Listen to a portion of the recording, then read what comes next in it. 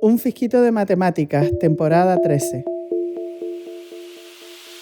Hoy voy a hablaros en estos días de calor sobre algo bastante refrescante. Os traigo un fisquito bastante refrescante. Y es que voy a hablar de fluidos. Entonces, hay que empezar por el principio. Los fluidos son maravillosos y asombrosos. Incluso cuenta la leyenda que una vez un hombre estaba en su bañera dándose un baño cuando descubrió una propiedad de un fluido y no se le ocurrió otra cosa que salir corriendo por las calles de Siracusa completamente desnudo gritando ¡Eureka! Todo el mundo conoce a este personaje. Bueno, he de decir que yo por ahora nunca he ido tan lejos. Pero empecemos por lo más básico. ¿Qué entendemos nosotros por un fluido? Pues un fluido, definición. Un fluido es un medio continuo formado por algún tipo de sustancia. Y nosotros conocemos varios tipos de fluidos. Vamos a poner algunos ejemplos. El primero de todos y el más clásico son los líquidos. El agua, el aceite, el sirope de maicena. También tenemos los gases, como el aire y el humo. Y finalmente tenemos los plasmas, que pueden ser los que menos conocemos, como la corona solar y la nebulosa. Los plasmas, a pesar de que no estamos en contacto con ellos día a día, gracias al Señor, son la cantidad de fluido que más aparece en todo el universo. Es algo paradójico, pero es así. Entonces, bueno, el área de las matemáticas que estudia cómo se comportan los fluidos se conoce como mecánica de fluidos y a veces también como dinámica de fluidos. ¿Y cuál es el objetivo de este área? Pues el objetivo de este área es observar un fenómeno, en este caso un fluido, saber más o menos cuáles son sus propiedades e intentar describir, derivando modelos matemáticos, cómo se comporta ese fenómeno, ese fluido. Muy bien, pero es que desgraciadamente los fluidos son endiabladamente complejos. Y voy a intentar convenceros de esto. Supongamos que cogemos un balón, que es un sólido, y lo tiramos a una cierta altura h. Bueno, mediante la ley de Newton, sabiendo cuál es la masa y el tamaño del balón, la fuerza de la gravedad y la fricción, podemos conocer perfectamente qué va a hacer este balón al tocar el suelo. Es decir, podemos saber cómo se va a mover ese balón. Esto lo puede hacer incluso un estudiante de segundo de bachillerato. Sin embargo, cuando intentamos hacer el mismo experimento con un fluido, cogemos una garrafa de agua, un vaso y volcamos ese fluido dentro del vaso, lo que rápidamente vemos es que los fluidos son mucho más aleatorios e impredecibles. Hay partes donde el fluido está arriba, hay partes donde el fluido está abajo, se forman burbujas, hay remolinos. Es decir, esto se conoce como que un fluido es turbulento. Muy bien, pero esto no es ninguna sorpresa. Ya dije que los fluidos son endiabladamente complejos. Perfecto. Afortunadamente, las matemáticas, que no los matemáticos, las matemáticas, han sido capaces de describir cualquier fluido del universo mediante una ecuación. Y antes de presentaros al monstruo, tenemos que hablar de tres conceptos importantes sobre los fluidos. El primero de ellos es lo que se conoce como el campo de velocidades. El campo de velocidades es simplemente una función vectorial tal que te calcula la velocidad de un fluido en un cierto punto x para un cierto tiempo t.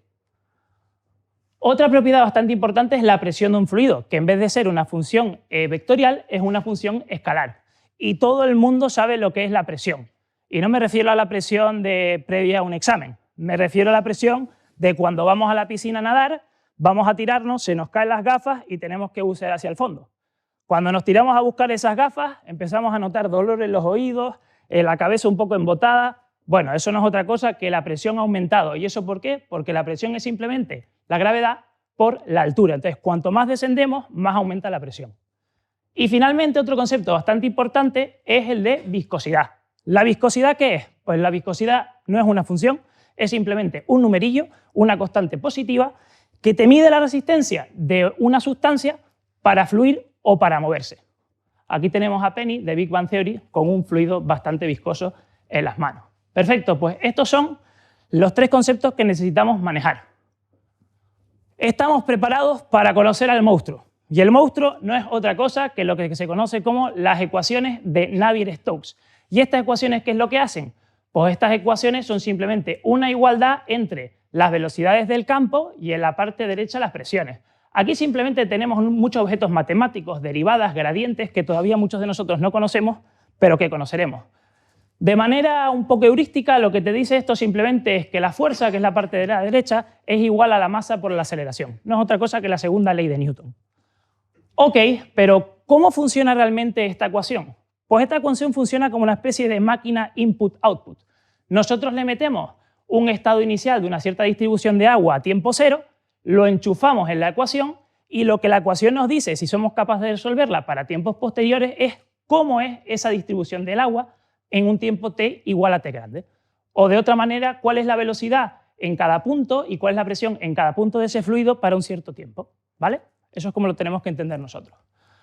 Ok, para hablar un poco de la ecuación de Navier-Stokes me tengo que remontar 300 años atrás. Y esto empieza con el señor Leonhard Euler, que en 1757 derivó por primera vez una ecuación que modelaba los fluidos. Pero los fluidos que modelaba este señor eran fluidos invísidos, es decir, no tenían ningún tipo de viscosidad. Fueron el ingeniero francés Navier y el matemático irlandés Stokes quienes a mitad del siglo XIX incorporaron este término de viscosidad a las ecuaciones y es por lo que se le conoce hoy como Navier-Stokes. Y dirá, ok, ¿y quiénes son estos señores de aquí? Pues estos señores de aquí son el matrimonio Clay, que en el año 2000 se dieron cuenta de que esta ecuación, que llevaba casi 200 años por ahí funcionando, era una ecuación que tenía muchas aplicaciones y que era bastante interesante. Entonces decidieron hacer lo siguiente. Crearon el Instituto Clay, que propusieron lo que se conoce como 7 problemas del milenio. Y cómo no, las ecuaciones de Navier-Stokes es uno de ellos. Lo bueno de estos problemas del milenio, pues que si los resolvemos, cada uno de estos problemas tiene un premio de nada más y nada menos que $1.000.000. No es peccata minuta esto. Entonces, ¿cuál es el problema para las ecuaciones de Navier-Stokes? Pues demostrar lo siguiente. Demostrar que si un fluido a tiempo t igual a 0 es regular, entonces nuestro fluido sigue siendo regular para todo tiempo. Dice, no parece tan difícil, me voy a forrar. Voy a comentaros por qué es tan difícil resolver este problema. Pues bueno, aquí tenemos nuestras ecuaciones y vamos a mirar qué ocurre si quitamos esos dos términos. Pues bueno, el primer término de aquí es el término que se llama convección y el segundo término de aquí es el término que se conoce como difusión. La difusión es un señor que lo que hace es que te ayuda a regularizar tu ecuación.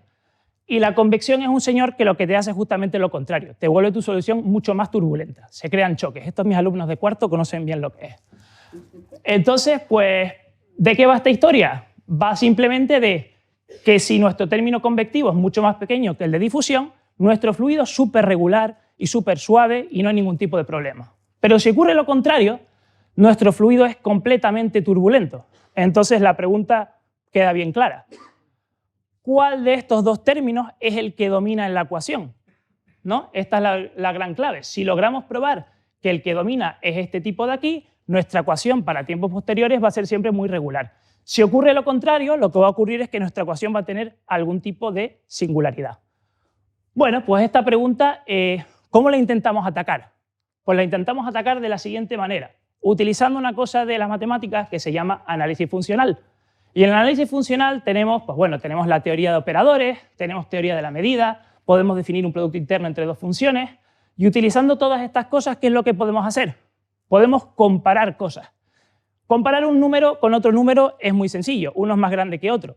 Pero ¿qué ocurre cuando comparamos funciones? Pues la teoría funcional nos permite comparar cuando una función es mucho más grande o es más grande que otra función. Y esto fue lo que utilizó la matemática rusa Olga Ladithenskaya para probar que en el caso dos-dimensional, cuando tenemos un fluido dos-dimensional, digamos que el problema de Navier-Stokes siempre tiene una solución regular, ¿vale? Y lo probó utilizando esta desigualdad que lleva su nombre, que se llama desigualdad de Ladithenskaya. ¿Qué es que lo que hace? Simplemente te está comparando una función con otra función y su gradiente. Esto es lo que hizo Olga Ladithenskaya. Entonces la pregunta es, en el caso tridimensional, ¿qué va a ocurrir? ¿Va a ocurrir que va a seguir siendo cierto el resultado de Olga Ladithenskaya o va a ocurrir que en un cierto tiempo t igual a t grande nuestro fluido se vuelve turbulento y hay lo que se llama una singularidad? Pues bueno, eso hoy por hoy no sabemos la respuesta porque si no el problema del milenio ya estaría resuelto, pero lo que sí que voy a decir es que como mañana es el Día de la Hispanidad, hay grupos muy importantes de españoles que llevan 20 años aproximadamente haciendo grandes aportaciones a este tipo de problemas. Y yo tengo la esperanza, sincera, que probablemente de aquí a 5 o 10 años tengamos una solución probablemente en el sentido negativo a esta pregunta de aquí. Entonces, bueno, todavía hay tiempo, de aquí a 10 años todavía hay tiempo a ponerse a pensar en estas cosas, o sea que si les apetece, se animan a fluir hacia el millón. Muchas gracias.